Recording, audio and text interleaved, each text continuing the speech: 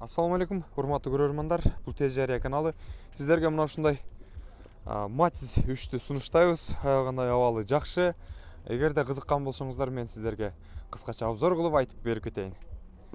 2005-жылкы кыймылдаткычтын көлөмү 0.8. Телефон номерлери бул жерде жазылып турат. Кыймылдаткыч өзүңүздөр билгендей механика коробкасы. Баасы болсо 320 000 дептир.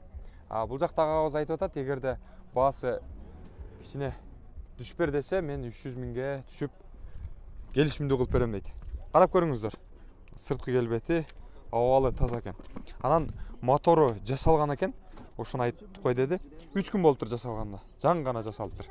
Ички салон бир сыйра көргөзүп коюн. Электропакет, гидравлика бар. Ал эми кондиционери жок экен. Печкасы иштейт. Нормально абалы сонун дейт. Ички абалдарын көрсөңүздөр болот. Прибалтика. Арт жактарында бир сыйра көргөзүп коюн. Анан вложениясы кайсы жерлери не той деген жерлерге болсо сатуучу агабыз айтып атат. Бул жерде кичине аз-маз иштер бар дейт. Калган жактары бардыгы таза дейт. Чоң эле колонканы салып койсук ага. Эгерде чоң колонканы коюп алып музыканы дыңкылдатып жүрөм дегендер болсо, алсаңыздар болот.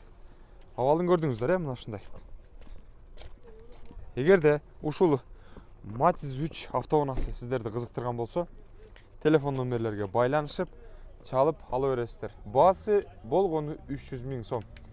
Калганын дагы келишесиздер.